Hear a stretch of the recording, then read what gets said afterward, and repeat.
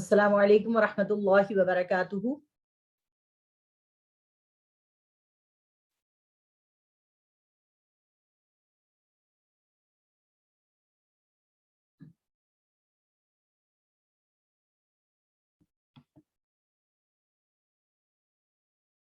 السلام علیکم ورحمۃ اللہ وبرکاتہ۔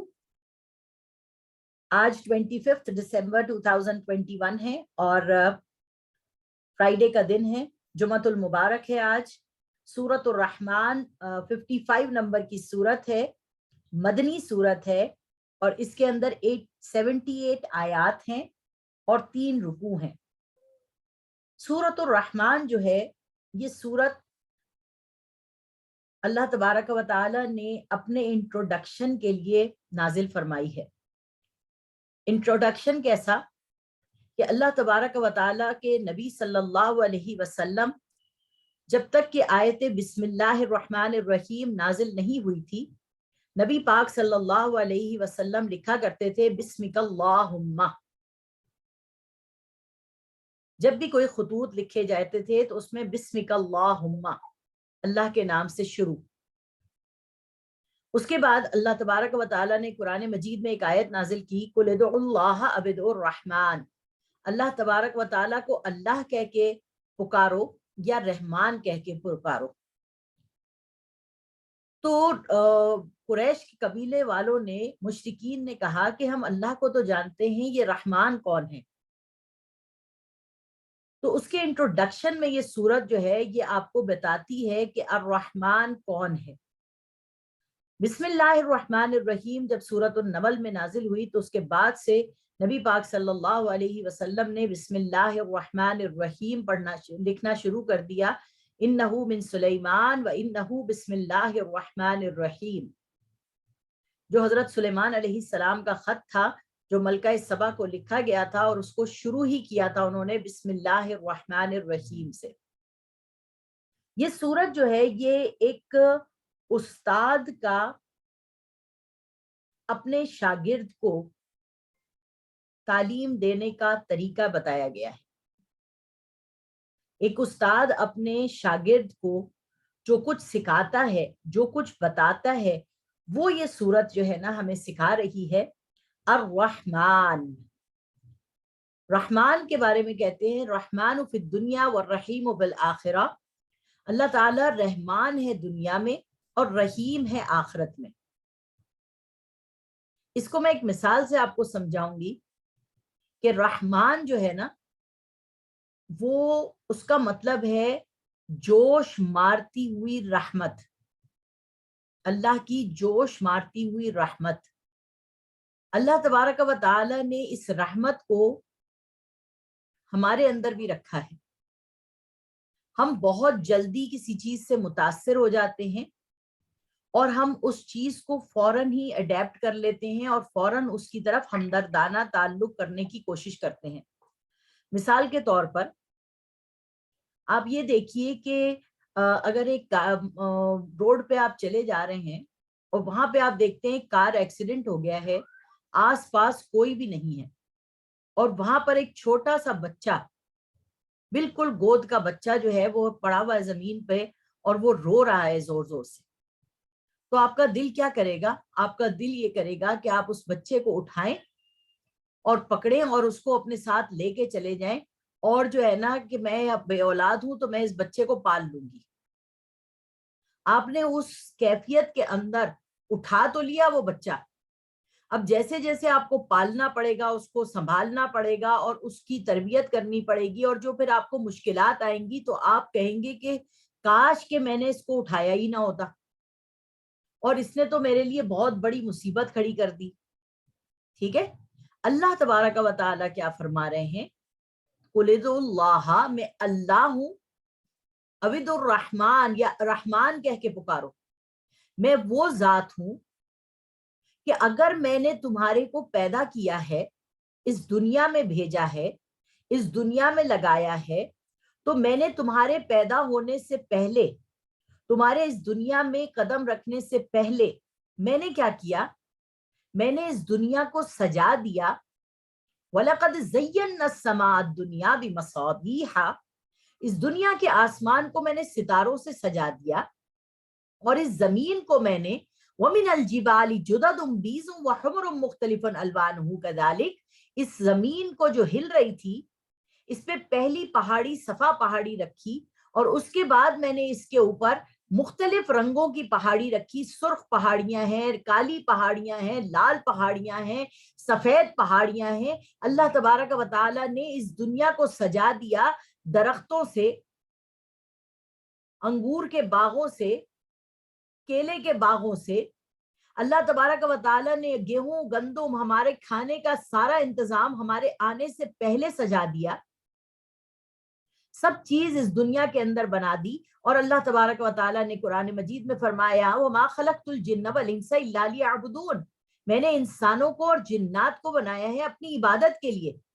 مَا أُرِيدُ مِنْهُم مِّن رِزْقٍ وَمَا أُرِيدُ أَن يُطْعِمُونَ، میں اس انسان سے رزق تو نہیں مانگ رہا، میں اس انسان سے تو کوئی ایسی چیز نہیں مانگ رہا، میں تو اس انسان کو پیدا کیا ہے تاکہ فَخَلَقْتُ خَلْقًا لِكَيْ أُعْرَفَ، تاکہ یہ میری پہچان حاصل کرے، تاکہ یہ جان سکے کہ جب اس کو پیدا کیا گیا تھا هَلْ أَتَىٰ عَلَى الْإِنسَانِ حِينٌ مِّنَ الدَّهْرِ لَمْ يَكُن شَيْئًا مَّذْكُورًا، اس کے اوپر ایک زمانہ گزرا تھا جب یہ قابل ذکر شے نہ تھا، ہم نے اسے وجود دیا اور ہم نے اس سے پوچھا الست بربکم، کیا میں تمہارا رب نہیں ہوں؟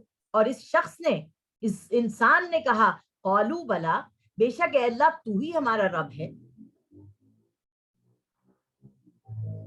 پھر ہم نے اس انسان کو جنت میں رکھا، وہاں سے اس کو ہر چیز کھانے کی اجازت دی، ایک چیز اس پہ حرام کی اور شیطان نے اسی کی طرف اس کو لغزش دے دی۔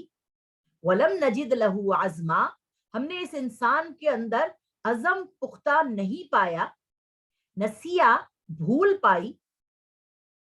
ہم نے اس انسان کو زمین پر بھیج دیا اور اسے کچھ چیزیں اب بتا دیں کہ یہ حرام کردہ چیزیں ہیں، ان کی طرف مت جانا۔ پھر بھی یہ انسان جا رہا ہے۔ اور الرحمن وہ ذات ہے، وہ پاک ذات ہے جس نے سب کچھ ہمیں پرووائیڈ کیا ہے، اور پھر سب چیز بنانے والی وہی ذات ہے، اور پھر اس نے ہمیں ان چیزوں کو استعمال کرنے کی اجازت دے دی ہے۔ اور پھر جب ہم اس چیزوں کو استعمال کر رہے ہیں اور اس کے اندر ہم فساد برپا کر رہے ہیں، تو اللہ تبارک و تعالیٰ قرآن مجید میں فرما رہا ہے ظہر الفساد فی البر والبحر، کہ تم نے تو میری سمندروں میں اور زمین پر فساد برپا کر دیا، تم نے تو ان چیزوں کے اندر جو میں نے نیچر نے تمہارے لیے بنا کے دی تھی، جو نیچر کا حصہ تھی، کیونکہ تم بھی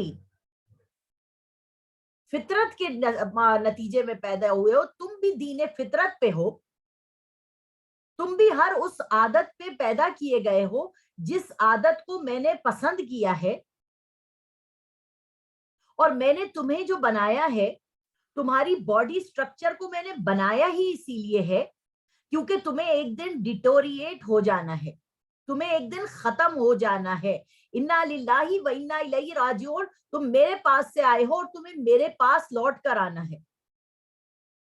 اور یہ جو جسم میں نے تمہیں دیا ہے، یہ جسم جو ہے یہ تمہارے پاس ایک ایسی باڈی ہے جس کے اندر میرا حکم یعنی میری روح ہے،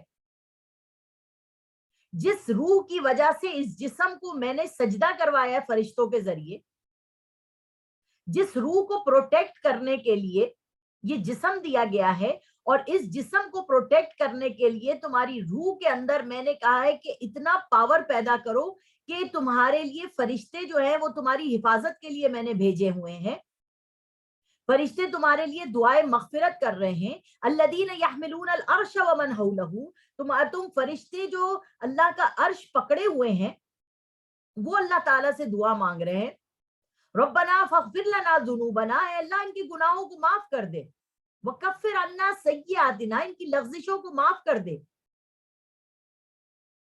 اور وہ تمہارے لیے دعا کر رہے ہیں کہ اللہ ان کو اور ان کے ماں باپ کو اور ان کے بیوی بچوں کو جنت میں اکٹھا کر دے۔ تو یہ جو سارا کا سارا پلان تمہارے لیے بنایا، یہ ساری کی ساری چیزیں تمہارے لیے سجائیں، اور پھر تمہیں یہ کہا لَإِن شَكَرْتُمْ لَأَزِيدَنَّكُمْ، کہ میرا شکر کرو اور ناشکری مت کرو. تو تم یہ سمجھتے ہو کہ تم ہر وقت اللہ کا شکر, اللہ تعالیٰ اپنا شکریہ ہی ادا کرواتا جا رہا ہے. اللہ تعالیٰ کو یہ لالچ ہے کہ تم اس کا شکریہ ادا کرو. اللہ تبارک و تعالیٰ کے رسول فرماتے ہیں کہ اگر ساری دنیا مل کے اللہ تبارک و تعالیٰ کی تعریف کرے, اس کا شکر کرے, تو وہ شکر ادا کر ہی نہیں سکتی. اور اس کے بعد اللہ تبارک و تعالیٰ کے خزانے میں کوئی اضافہ نہیں ہوگا اگر ہم شکر کریں گے.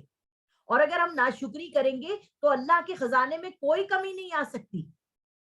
اللہ کے رسول فرماتے ہیں اگر اللہ کے نزدیک اس دنیا کی وقت مچھر کے پر کے برابر بھی ہوتی تو وہ ایک بھی شخص کو, ایک بھی نافرمان کو یہاں پہ پانی کا ایک گلاس بھی نہ دیتا. مگر الرحمن وہ ذات ہے جس نے ہماری طرح بچے کو اٹھا نہیں لیا, صرف اس کی پرورشی کرتے کرتے جب ہم تھک گئے, ہمارے مزاج کے خلاف اس بچے نے کام کیا, تو ہم نے منہ سے یہ بات نکل آئی کاش کہ میں اسے اٹھاتا ہی نہیں. اللہ تبارک و تعالیٰ ایسا نہیں کہتے. اللہ تبارک و تعالیٰ جو ہے وہ انسان کے ہدایت کے لیے 1,24,000 انبیاء بھیج چکے. انسان کو شیطان سے آگاہ کرنے کے لیے تورات, زبور, انجیل اور یہ قرآن مجید نازل کر چکے. انسان کو سیدھے رستے پر چلانے کے لیے اللہ تبارک و تعالیٰ نے بہت سے غوث, کتب, ابدال پیدا کر دیے.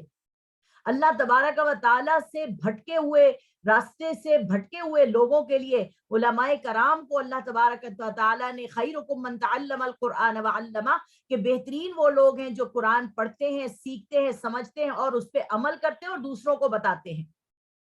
ان کو بھیجتا رہا اللہ تبارک و تعالیٰ تاکہ قالوا معذرۃ الی ربکم, تاکہ اللہ تبارک و تعالیٰ کے سامنے ہم معذرت پیش کر سکے کہ اے اللہ تعالیٰ جس کام کے لیے تو نے ہمیں سلیکٹ کیا تھا ہم نے رات دن وہ کام کیا. اللہ تبارک و تعالیٰ انہوں نے پھر بھی نہیں سنا. حضرت نوح علیہ السلام کے بارے میں آتا ہے کہ وہ کہہ رہے ہیں کہ اے اللہ میں نے ان کو چھپ کے سب کے سامنے, بازاروں میں جا کے, ان کے گھروں میں جا کے, ہر طرف جا کے اللہ پاک ان کو سمجھانے کی کوشش کی, مگر اے اللہ یہ لوگ میری بات نہیں سنتے. ربی انی مغلوب فانتصر, اے اللہ میں مغلوب کر دیا گیا ہوں, تو میری مدد فرما. اور اللہ تبارک و تعالیٰ آسمان کے اوپر سے پانی برساتے ہیں, زمین کے تندور میں سے پانی نکالتے ہیں, اور پوری کی پوری قوم کو جنہوں نے 950 سال حضرت نوح علیہ السلام کو نہیں سنا, ان کا مذاق اڑایا, ان کو پتھر مارے, ان کو گالیاں دی, ان کے ساتھ جو کچھ کر سکتے تھے وہ کیا. اللہ تبارک و تعالیٰ نے بھی وہی کیا جو اللہ تبارک و تعالیٰ فرما رہے ہیں لا تبدیل لکلمات اللہ, میرے کلمے بدلتے نہیں ہیں. میں موقع دیتا ہوں سب کو, میں وقت دیتا ہوں سب کو, جس کو کہتے ہیں استدراج. استدراج کسے کہتے ہیں؟ جب آپ پتنگ اڑاتے ہیں تو پتنگ کی ڈور جو ہے نا وہ لمبی اونچی جا رہی ہوتی ہے, آپ کی پتنگ کو لے کے آپ ڈھیل دیتے ہیں اور پھر اس کے بعد آپ رسی کھینچتے ہیں جب, تو کسی کی پتنگ کاٹ لیتے ہیں آپ.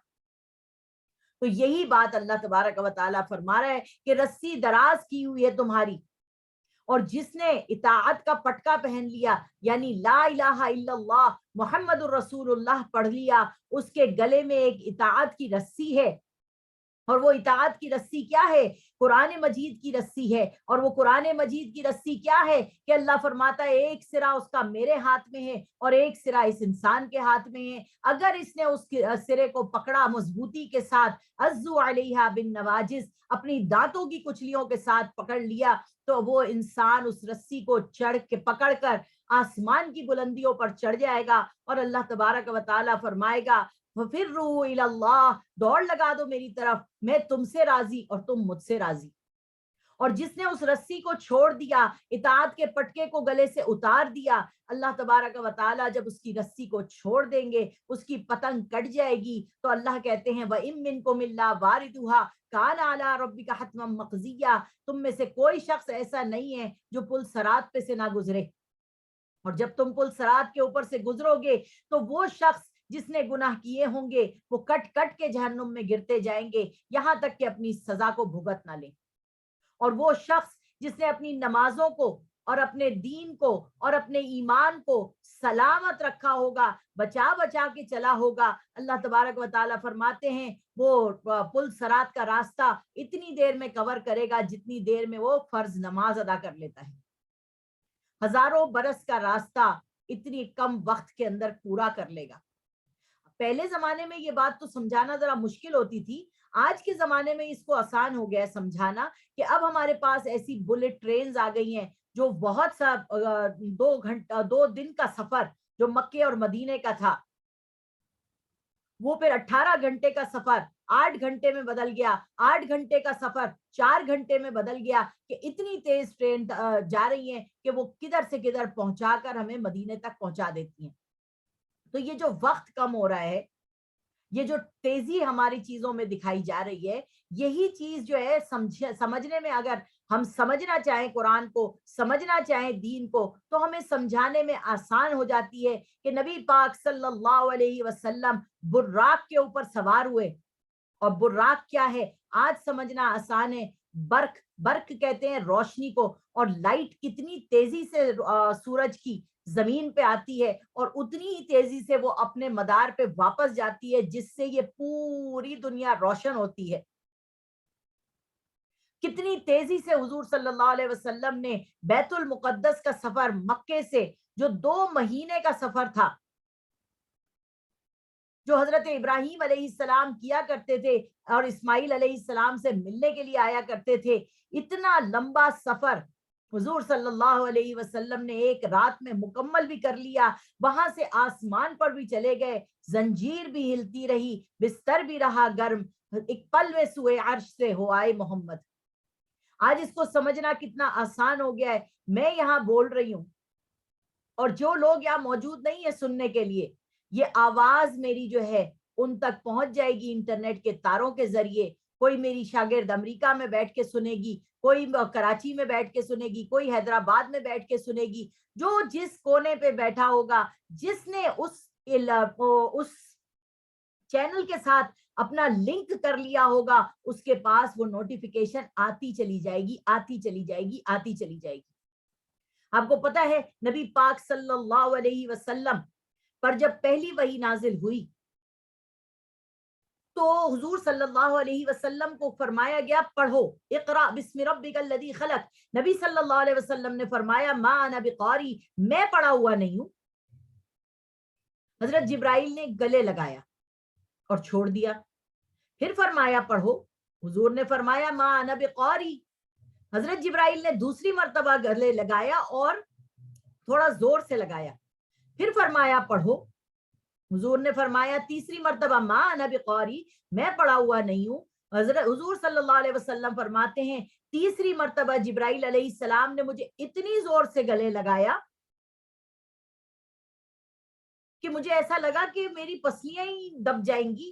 اور پھر جب چھوڑا اور فرمایا اقرا, تو میں نے پڑھ دیا, مجھے پڑھنا آ گیا. ٹھیک ہے, اب آپ یہ سمجھیے یہ 3 تاثیرات ہیں. تاثیرات کیا ہیں؟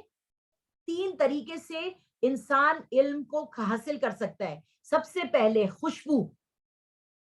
پہلی دفعہ اگر آپ کے کمرے میں کوئی آتا ہے اور اس نے اچھی خوشبو لگائی ہے, جیسے ہی آپ اس کی وہ خوشبو سونگیں گے آپ کے دماغ میں وہ بات آئے گی, واہ کیا خوشبو ہے.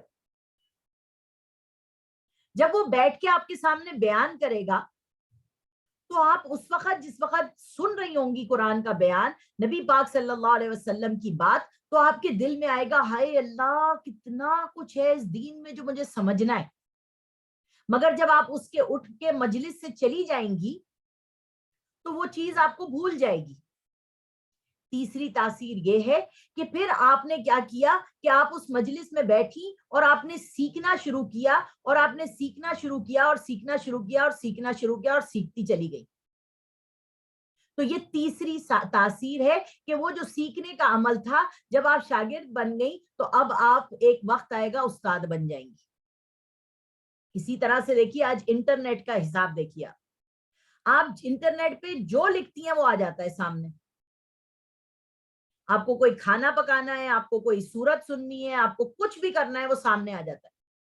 اور اس ویڈیو کو بولنے والا یہ آپ سے کہتا ہے کہ اگر آپ کو پسند آتا ہے تو لائک کر دیجئے. پھر وہ آپ سے کہتا ہے شیئر کر دیجئے. پھر وہ آپ سے کہتا ہے بیل آئیکن دبا دیجئے تاکہ جو بھی میں بات کروں سب سے پہلے آپ کو ملے. سمجھ میں آ رہی ہے؟ جو بھی میں بات کروں سب سے پہلے آپ کو ملے. یہ بھی وہی 3 تاثیرات ہیں. ٹھیک ہے، جو میں نے ابھی نبی صلی اللہ علیہ وسلم کے ساتھ آپ کو سمجھائی. میں آپ کو دنیاوی مثال اس لیے دے رہی ہوں کیونکہ آپ کے سمجھ میں بات آئے. سب سے پہلے اگر میں نے اس کی ویڈیو کو لائک کر دیا تو میں نے ایکسپٹ کر دیا کہ یار یہ بات تو بڑی اچھی بتا رہی ہے. اس کے بعد میں نے اس کو چینل کو اس کے سبسکرائب کر لیا، یعنی میں نے یہ دیکھ لیا کہ یہ اس قابل ہے کہ میں اس سے کچھ سیکھ لوں. مگر جیسے ہی میں نے چینل کو بند کیا تو وہ چینل گم ہو گیا، مجھے نہیں پتا کہ کہاں سے ملے گا. مگر میں نے جب تیسری دفعہ بیل آئیکن کو بھی کلک کر دیا اور اس کے اوپر بھی نوٹیفیکیشن میں نے آل پہ لگا دیا تو کیا ہوگا کہ اب جو بھی وہ بات کہے گا وہ مجھ تک پہنچتی رہے گی، چاہے وہ میرے لیے بینیفیشل ہے یا نہیں. یہی چیز نبی صلی اللہ علیہ وسلم کو تینوں تاثیرات میں ملی اور نبی پاک صلی اللہ علیہ وسلم نے وہ جو تیسری بیل آئیکن تھی وہ اللہ کے ساتھ کنیکٹ کر لی اور وحی الہی کا سلسلہ چلتا چلا گیا. بخاری شریف کی حدیث ہے، بخاری شریف میں پوچھا گیا کہ اے نبی صلی اللہ علیہ وسلم جب آپ کے پاس وحی آتی ہے تو کیا ساؤنڈ آپ کو آتی ہے؟ نبی صلی اللہ علیہ وسلم نے فرمایا گھنٹے جیسے بجتے ہیں نا ٹن ٹن ٹن کر کے اس قسم کی آواز آتی ہے اور اس طرح کی فیلنگ ہوتی ہے جیسے بہت بھاری زنجیر جو ہے نا زمین پر کھینچی جا رہی ہے. یہ کیفیت وہی ہوتی ہے جو میرے دل کے اوپر گزرتی ہے اور اس کے بعد جب یہ کیفیت ختم ہوتی ہے تو مجھے سمجھ میں آ جاتا ہے کہ کیا بولا گیا ہے. اس لیے میں نے آپ کو یہ انٹرنیٹ سے 3 چیزوں کی مثال دی. یہ چیزیں جو ہے نا مجھے بھی اور آپ کو بھی سمجھنی ہے کہ اللہ تبارک و تعالی سے ہمیں اپنا جو رشتہ جوڑنا ہے اس بیل آئیکن کو جوڑنا ہے، وہ ہر وقت کا جوڑنا ہے. وہ بیل آئیکن جو ہمارے لیے ہے وہ 5 وقت کی نماز ہے جو اللہ تبارک و تعالی نے ہمارے لیے بھیجی ہے اس دنیا میں.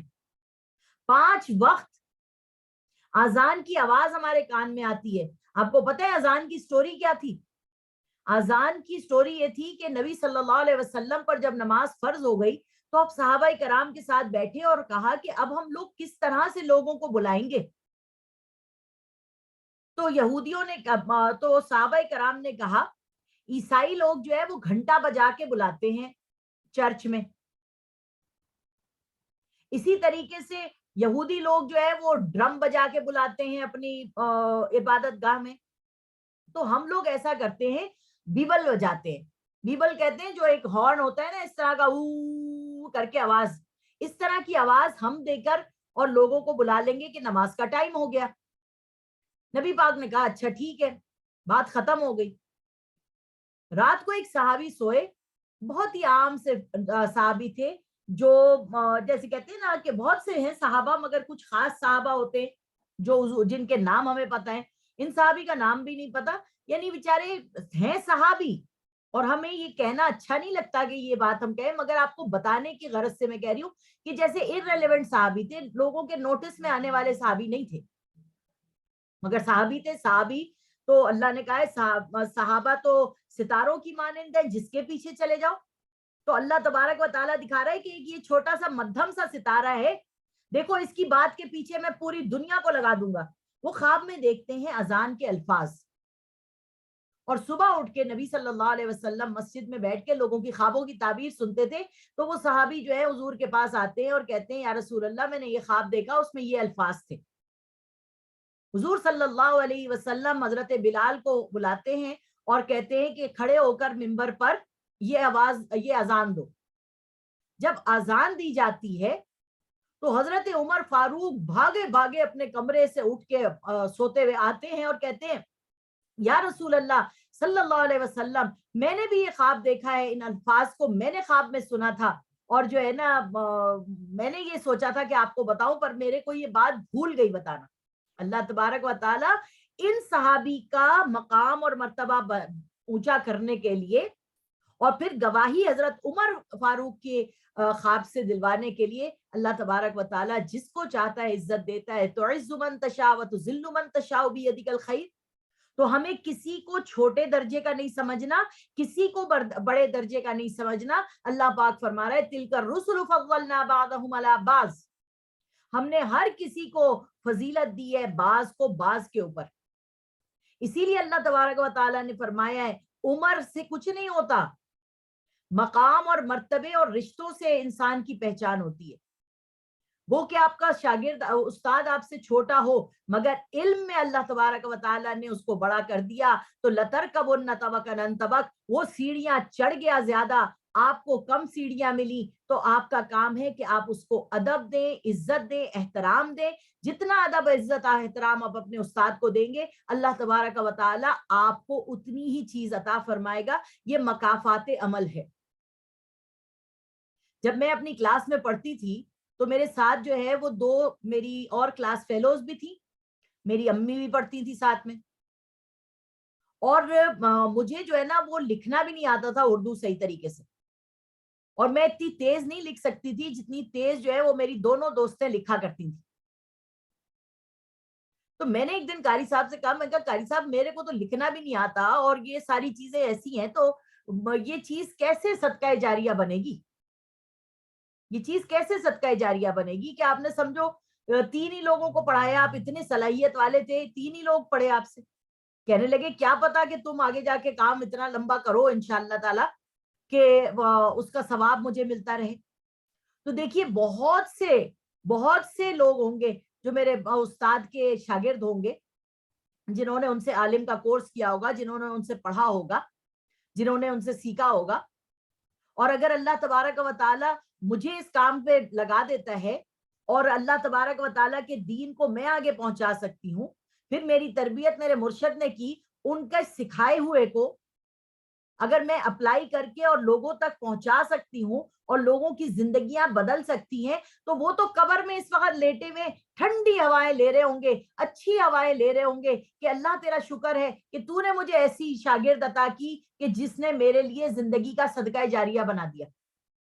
تو برکت کسے کہتے ہیں کہ کوئی ایک چیز کسی ایک کو سکھا دی جائے. اسی لیے حضور صلی اللہ علیہ وسلم نے فرمایا بلغوا انی ولو آیا, ایک آیت بھی سیکھ لو تو آگے پہنچا دو,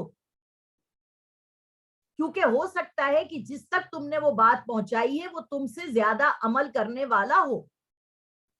اور حضور صلی اللہ علیہ وسلم نے فرمایا کہ حکمت مومن کی گمشدہ میراث ہے, جہاں سے چاہے لے لو. تو حکمت کیا ہے؟ بات کرنے کا طریقہ ہے, بات کرنے کا انداز ہے. اس لیے لوگوں سے بات کریں, کمیونیکیشن اللہ تبارک و تعالیٰ نے ہمیں سکھائی ہے, بولنے کی صلاحیت اللہ تبارک و تعالیٰ نے ہمیں سکھائی ہے. کیوں؟ کیونکہ وہ الرحمن ہے, اور عورت کے ساتھ الرحمن کا بہت بڑا رشتہ ہے, کیونکہ اللہ تبارک و تعالیٰ نے اپنی رحمان کی صفت رحم, ہماری یوٹرس کو رحم کہا ہے, اور اللہ کی رحمت سے جب اس یوٹرس میں اولاد آتی ہے تو اللہ تبارک و تعالیٰ فرماتے ہیں کہ وہ جو ہے اس اولاد کو رکھنے کے لیے ہم نے 3 پردے عطا کیے تمہیں. ایک تمہارے پیٹ کا پردہ, دوسرا اس جھلی کا پردہ جس میں وہ بچہ ہوگا, اور تیسرا اس یوٹرس کا پردہ جو اتنی مضبوط اس کی دیواریں بنائی ہیں کہ وہ اپنے اندر ایک بچے کو کیری کر سکتی ہے, حمل رکھ سکتی ہے. الرحمن فی الدنیا, رحمان دنیا کے اعتبار سے اللہ تبارک و تعالیٰ ایسا ہے کہ وہ سمجھا رہا ہے, سکھا رہا ہے, بتا رہا ہے, انبیاء کرام کو بھیج رہا ہے, اپنی نشانیاں دکھا رہا ہے. اور یہ جو سورت الرحمن ہے جس کی انٹروڈکشن میں اتنی دیر سے بول رہی ہوں, یہ جو سورت الرحمن ہے, یہ سورت آپ کو بتا رہی ہے کہ اللہ تبارک و تعالی کتنا مہربان ہے, کتنا رحم کرنے والا ہے. یہ حضور صلی اللہ علیہ وسلم کے آخری دور کے بعد جو صورتیں حضور صلی اللہ علیہ وسلم پر نازل ہوئی ہیں, کیونکہ اس صورت کے اندر کسی نبی کا ذکر نہیں آنے والا, اس صورت میں نہ نماز کا ذکر آنے والا ہے، نہ روزے کا ذکر آنے والا ہے، نہ حج کا ذکر آنے والا ہے، نہ کسی بھی چیز کا ذکر آنے والا نہیں ہے۔ اس کے اندر اللہ تبارک و تعالی لوگوں کو مورل اپنے کو ٹھیک کرنے کو کہہ رہے ہیں، اپنی فطرت کو صحیح کرنے کو کہہ رہے ہیں کہ اے میرے بندے، میں نے تجھے فطرت صالحہ پر پیدا کیا تھا، اور انسان کی فطرت میں یہ بات رکھی ہے کہ میرا کوئی تخلیق کرنے والا ہے، میرا کوئی پالنے والا ہے۔ انسان کی فطرت میں یہ اللہ تبارک و تعالیٰ نے رکھا ہے کہ رات اور دن جو گزر رہے ہیں، یہ میری سانسیں جو چل رہی ہیں، یہ وہ سانسیں جو چل رہی ہیں، یہ ایک ٹائم آئے گا ختم ہو جائیں گی۔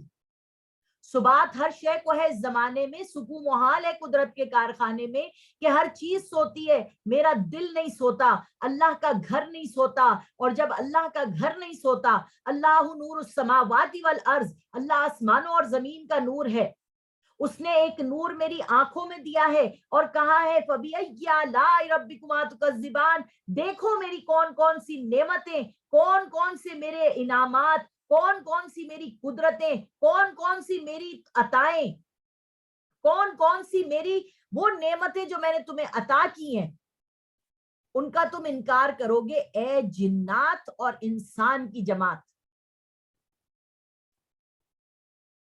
اے جنات اور انسان کی جماعت، کون کون سی چیزوں کا انکار کرو گے؟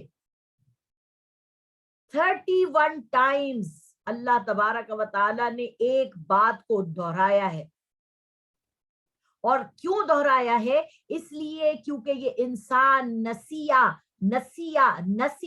یہ بھول جاتا ہے، اسی لیے اللہ تبارک و تعالی نے بار بار 5 وقت اذان کے وقت رکھا ہے، اسی لیے اللہ تبارک و تعالی نے نماز میں الحمد شریف کو پڑھنے کا حکم دیا ہے کہ بار بار کہو تمام تر تعریفیں، تمام تر شکر اس رب کا ہے جو پوری کائنات کو پیدا کرنے والا ہے، جو الرحمن ہے، جس نے مجھے پیدا کر کے چھوڑ نہیں دیا۔ ربنا ما خلقت ھذا باطلا، کوئی چیز اللہ نے بیکار نہیں بنائی۔ موسیٰ علیہ السلام اللہ سے کہتے ہیں اللہ یہ چھپکلی کیوں بنائی؟ اللہ پاک فرماتے ہیں جو موسیٰ کل جواب دوں گا۔ موسیٰ دوسرے دن گئے جواب لینے کے لیے، اللہ نے فرمایا موسیٰ چھپکلی پوچھ رہی تھی، موسیٰ کو کیوں بنایا ہے؟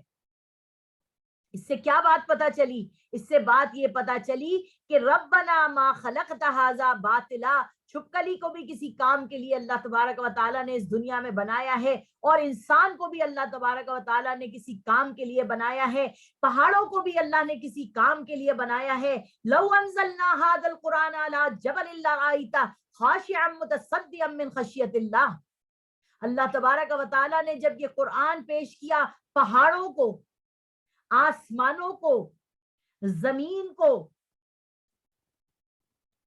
اور کہا اس قرآن کو اٹھاؤ گے، تو تینوں چیزیں کہنے لگی اے اللہ تبارک و تعالی ہم اسے اٹھانے کے قابل نہیں سمجھتے اپنے آپ کو۔ اس کا مطلب کیا ہے؟ اللہ ہمیں وہ شعور مت دے کہ ہم اس قرآن کو پہچان جائیں تو ہم تو ریزہ ریزہ ہو جائیں گے۔ قرآن کو سمجھنے کا شعور اگر ہمیں آ گیا تو ہم تو اپنی جگہ کھڑے نہیں رہ سکیں گے۔ آپ کہیں گی لو بھائی 1000 قرآن پہاڑ پہ رکھ دو، پہاڑ کو تو کچھ نہیں ہوتا، ہواؤں پہ تو نہیں رکھ سکتے، جہاز میں قرآن رکھ دو، جہاز کو تو کچھ نہیں ہوتا۔ ٹھیک ہے، اللہ تبارک و تعالی قرآن مجید میں کیا فرما رہے ہیں کہ موسیٰ علیہ السلام مجھ سے کلام کرتے تھے، رب ارنی انظر الیک، ایک دن کہا مجھے دیکھنا ہے اللہ تعالیٰ آپ کو۔ اللہ نے فرمایا لن ترانی، مجھے نہیں دیکھ سکتے، مجھے نہیں دیکھ سکتے۔ اور پھر اللہ تعالیٰ نے کہا اس پہاڑ کی طرف دیکھو، پہاڑ کی طرف دیکھا، اللہ نے ایک تجلی پھینکی اپنی اور وہ پہاڑ ریزہ ریزہ ہو گیا۔ کیا مطلب؟ کہ اس پہاڑ کو وہ شعور آ گیا کہ یہ اللہ کی تجلی ہے نور تجلی بھی اسی خاک میں پنہا، غافل تو نرا صاحب ادراک نہیں ہے۔ یہ جو تجلی رب ہے میرے اور آپ کے اندر، ہم اس کا ادراک نہیں کر رہے, ہم اس کا فہم نہیں رکھ رہے, ہم اس کو پہچاننے کی کوشش نہیں کر رہے, ہم اس کو سمجھ ہی نہیں پا رہے کہ یہ ہمارے اندر اللہ تعالیٰ نے اپنی روح رکھی ہے. ہم اس بات کا شعور ہی نہیں حاصل کر رہے کہ یہ قرآن جو جبرائیل علیہ السلام نے محمد رسول اللہ صلی اللہ علیہ وسلم پر نازل کیا, جو پچھلی سورت میں سورت النجم میں آپ نے پڑھا کہ جبرائیل علیہ السلام کو پورے افق پہ نبی صلی اللہ علیہ وسلم نے دیکھا, جو آہستہ آہستہ حضور کے قریب آتے جا رہے تھے, اور پھر جو سنایا انہوں نے, جو سنایا اللہ نے چاہا. ہم یہ شعور حاصل نہیں کر رہے کہ ہم مسجود ملائک ہیں, ہمیں انسان رہنے دو, فرشتہ مجھ کو کہنے سے میری تحقیر ہوتی ہے, میں ہوں مسجود ملائک, مجھے انسان رہنے دو, یعنی میں فرشتہ, مجھے مت کہو, میں فرشتہ نہیں ہوں, میں انسان ہوں. اور انسان اللہ تبارک و تعالیٰ کہہ رہا ہے خلقت بیدیا, میں نے تمہیں اپنے ہاتھ سے بنایا ہے. میرے لیے اللہ کہہ رہا ہے لقد خلقنا الانسان فی احسن تقویم, میری جتنی بھی کریشن ہے ان ساری کریشن میں تم بیسٹ ہو. ذرا آپ نیشنل جیوگرافک چینل دیکھیں, کیا کیا پرندے اللہ نے بنائے ہیں, کیا کیا مچھلیاں اللہ نے بنائی ہیں, کیا کیا جانور اللہ تبارک و تعالیٰ نے بنائے ہیں, کیا کیا کلر سکیمنگ ان کی اللہ تبارک و تعالیٰ نے رکھی ہے, اتنی خوبصورت, اتنی بیوٹیفل. اور اللہ تبارک و تعالیٰ کیا فرما رہے ہیں, لقد خلقنا الانسان فی احسن تقویم, تم کو سب سے خوبصورت بنایا ہے میں نے. کیوں؟ کیونکہ تم میں نے اپنی روح ڈالی ہے. وما اوتیتم من العلم الا قلیلا, بڑا کم علم ہے تمہارے اندر, تمہیں تو میرے آگے جھکے رہنا چاہیے, تمہیں تو سر نہیں اٹھانا چاہیے شکر سے. تمہیں اس بات کا شعور نہیں ہو رہا کہ تمہیں اللہ تعالیٰ نے سلیکٹ کر لیا ہے. دنیا میں دیکھیے, اگر کوئی ہمیں پسند کر لیتا ہے, ہم اس کے فیورٹ ہو جاتے ہیں. جیسے میں نے ابھی آپ کو بتایا, میں اپنی پرنسپل کی فیورٹ تھی, اور آج تک 40 سال ہو گئے, میں 10 سال کی عمر میں گجرات گئی تھی پڑھنے کے لیے, 40 سال ہو گئے. بڑی باجی جان جی, جن کو جان جی کہتے ہیں, ان کے ساتھ میرا تعلق ایسا ہے کہ سب جانتے ہیں کہ یہ اندر جائے گی اور ان کو جا کے پیار کرے گی اور ان کو گلے لگا لے گی, تو وہ اس کو کچھ نہیں کہیں گے, باقی ہم سب ڈرتے رہ جائیں گے, مگر یہ اندر جا کے وہ باتیں کر لے گی ان کے ساتھ جو ہم نہیں کر سکتے. تو میری دوست نے مجھے کہا کہ اللہ کے واسطے تم جاؤ, جان جی کی طبیعت خراب ہے, ان سے جا کے پیار کر لو, ان کے ساتھ مل لو, تو ان کی طبیعت اچھی ہو جائے گی. تو میں اس بات پہ فخر کرتی ہوں کہ جب میں ان سے ملتی ہوں تو وہ مجھے یہ کہتی ہیں کہ تیرے میرے دل کا تار نہیں ٹوٹا, تو مجھے بہت پیاری ہے. تو جب میں یہ سمجھتی ہوں اور یہ میں جانتی ہوں اور یہ سب لوگ جانتے ہیں بات کہ میں انہیں بہت پیاری ہوں اور میرا ان کا تار دل کا نہیں ٹوٹا, میں نے ان کا نام اپنے نام کے اوپر رکھا ہے جان جی, تو میں اپنے آپ کو کتنا بلیسڈ سمجھتی ہوں گی. مجھے اس بات کا شعور ہے کہ وہ مجھے چاہتی ہیں اور میں انہیں چاہتی ہوں. یہ شعور ہی ہم دونوں کی محبت اور پیار کا نتیجہ ہے. اگر یہ شعور مجھے اللہ اور آپ کے ساتھ ہو جائے کہ یہ وہ رب ہے جو کہہ رہا ہے ہوا معکم اینما کنتم, مریم تم جہاں جاتی ہو میں تمہارے ساتھ جاتا ہوں. ہوا علیم بذات الصدور, مریم تم جو سوچتی ہو اپنے دل میں تمہاری سوچ کو بھی پکڑ لیتا ہوں. جو مجھے یہ شعور ہو جائے کہ مریم الا یعلم من خلق وهو اللطیف الخبیر, میں نے تمہیں پیدا کیا ہے, مجھے کیا پتا نہیں ہے کہ تمہیں کن چیزوں سے تکلیف ہو رہی ہے, کیا چیز تمہیں چاہیے, کیا چیز تمہاری آنکھوں میں آنسو دیتی ہے, کیا کمی تمہارے پاس ہے. مجھے یہ شعور آ جائے کہ میرا رب کہہ رہا ہے تجری بی اعیننا, تم میری آنکھوں کے سامنے ہو ہر وقت. مجھے یہ شعور آ جائے کہ اللہ تبارک و تعالیٰ کہہ رہا ہے نہ میں آسمان میں سماتا ہوں نہ میں زمین میں سماتا ہوں, میں تمہارے سینے میں تمہارے دل میں سماتا ہوں.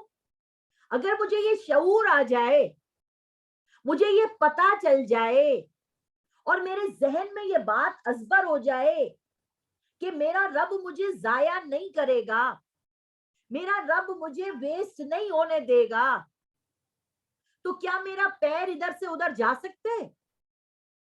نہیں جا سکتا. اس کا ایک قصہ بتاتی ہوں آپ کو. ایک بادشاہ کے پاس ایک فقیر آیا اور اس نے کہا, بادشاہ سلامت, تم بہت بنتے ہو کہ اللہ اللہ اللہ کے باتیں کرنے کے لیے تم بہت بنتے ہو, تم یہ بتاؤ کہ اس بادشاہت میں رہتے ہوئے تم اللہ کو کیسے مانتے ہو؟ بادشاہ نے کہا, اچھا ایسی بات ہے, تو تم ایسا کرو, ایک کام کرو, اس کے بعد میں تمہیں جواب دوں گا. اور اپنے غلام سے کہا کہ جاؤ اس کے ہاتھ میں نا, اس فقیر کے ایک پیالہ دے دو دودھ کا بھرا ہوا, اور اس فقیر کو کہا, دیکھو بات سنو, یہ پیالہ لے کے تم نے دروازے تک جانا ہے اور واپس آنا ہے, ٹھیک ہے, وہاں تک دور تک جانا ہے اور واپس آنا ہے, اور ایک بھی قطرہ اگر اس دودھ کے پیالے سے چھلکا تو ایک آدمی تمہارے ساتھ چل رہا ہے, وہ تمہاری گردن اڑا دے گا. یہ کیسی شرط تھی؟ اب آپ سوچئے کہ ایک انسان ہے جس کے ہاتھ میں پیالہ ہے دودھ کا, پیچھے ایک آدمی چل رہا ہے ننگی تلوار لے کے اس کے ساتھ, ٹھیک ہے, اور وہ پیالہ لے کے چل رہا ہے, اور دنیا کی خوبصورتیاں رنگینیاں پورے چاروں طرف ہیں. اب بتائیے وہ شخص جو ہے وہ اس پیالے کے اندر سے دودھ نہ جھلکے اس فکر میں زندگی گزارے گا, یا وہ دنیا کی رونقوں کو دیکھ کر ڈسٹریکٹ ہوگا اور پیچھے سے اس کی گردن اڑا دی جائے گی؟ تو اس بندے کو یہ شعور ہے, اس وقت اپنے شعور کو حاضر ناظر رکھ کے وہ اس پیالے کے اوپر دھیان رکھے گا کہ میرا لکش یہ ہے, میرا کام یہ ہے, میرا جو اس وقت کا مشن ہے زندگی کا, وہ یہ ہے کہ میں اس دودھ کے پیالے کو چھلکنے نہ دوں, اور میں پورے وقت اس دودھ کی حفاظت کروں. آگے کیا ہے پیچھے کیا ہے, مجھے تو صرف سڑک کی طرف دیکھنا ہے اور اس دودھ کے پیالے کو واپس بادشاہ تک پہنچانا ہے بغیر گرائے. تو کیا وہ شخص ڈسٹریکٹ ہو سکتا ہے؟ نہیں ہو سکتا. وہ پیالہ کیا ہے؟ وہ زندگی ہے. وہ شخص جو تمہارے پیچھے تلوار لے کے کھڑا ہے وہ کون ہے؟ وہ تمہاری موت ہے. اور وہ جو دنیا کی رنگینیاں ہیں وہ کیا ہیں؟ وہ شیطان کی لذتیں ہیں جو اس نے بہت ساری پھیلا کے رکھی ہوئی ہیں, جو مجھے اور آپ کو ڈسٹریکٹ کر رہی ہیں. اگر ہمیں اس دودھ کے پیالے کا شعور آ جائے کہ یہ وہ پاک زندگی ہے میری اور آپ کی جو ایک مرتبہ ملی ہے, جس کے لیے ہم ایاک نعبد و ایاک نستعین کہتے ہیں, اللہ ہم تیری عبادت کرتے ہیں, تجھ سے مدد مانگتے ہیں, تو سیدھا رستہ ہمیں دکھا دے, تو سیدھا رستہ دکھا دے. لا حول ولا قوت الا باللہ. اے اللہ تو ہمیں نہ تو نیکی کرنے کی طاقت ہے اور نہ برائی سے بچنے کی طاقت ہے, اللہ تو دے دے. جب ایسا ہمارا زندگی ہو جائے گی اور ہمیں شعور حاصل ہو جائے گا, اپنے ہونے کا شعور, ہم کس لیے آئے تھے, کیا کر چلے, ہم اللہ تبارک و تعالی نے بھیجے تھے اس دنیا میں کہ اپنے نبی کی دین کو لے کر ہم نے آگے چلنا ہے. حضور صلی اللہ علیہ وسلم اپنے آخری خطبے میں کیا فرماتے ہیں؟ اپنے آخری خطبے میں فرماتے ہیں, لیبلغ الشاہد الغائب, جو کچھ بھی میں نے تم تک پہنچا دیا ہے اس کو آگے پہنچاؤ. جو کچھ بھی میں نے تمہیں پہنچایا ہے اس کو آگے پہنچاؤ, لوگوں تک اس بات کو آگے پہنچانا, کیونکہ میرے کندھوں سے یہ بوجھ اتر کر اب تمہارے کندھوں پہ آ گیا ہے, اور جب یہ تمہارے کندھوں پہ بوجھ آ گیا ہے تو جو بھی کچھ سیکھا ہے, بلغوا انی ولو آیا, ایک بھی آیت سیکھو, آگے پہنچا دو.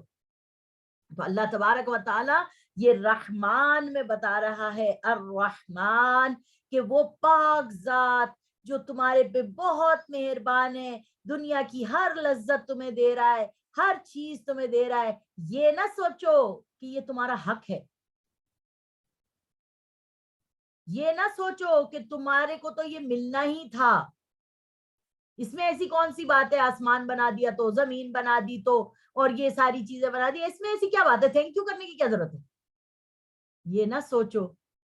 اس لیے کیونکہ دیکھیے مثال لیجئے، جب ہم اپنے بچوں کو بہت ساری چیزیں دلاتے رہتے ہیں نا، جیسے آج کل آپ لوگوں نے اپنے بچے بگاڑے ہیں کیسے، کہ آپ کسی چیز سے محروم رہی ہیں اپنے بچپن میں، تو آپ نے یہ چاہا کہ میرے بچے ان چیزوں سے محروم نہ رہیں، تو آپ ہر روز اپنے بچے کو گفٹ دلا رہی ہیں، روزانہ اچھی سے اچھی چیزیں کرا رہی ہیں، سب کچھ کر رہی ہیں، اور آپ دیکھ رہی ہیں کہ بچہ بدتمیز بنتا جا رہا ہے، ناشکرا ہوتا چلا جا رہا ہے.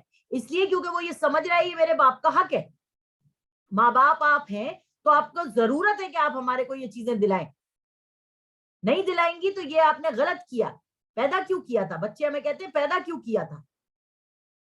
یہ تو آپ کو دلانا پڑے گا، یہ تو آپ کو کرنا پڑے گا. مطلب وہ ہم سے حق سمجھ کے وصول کر رہے ہیں.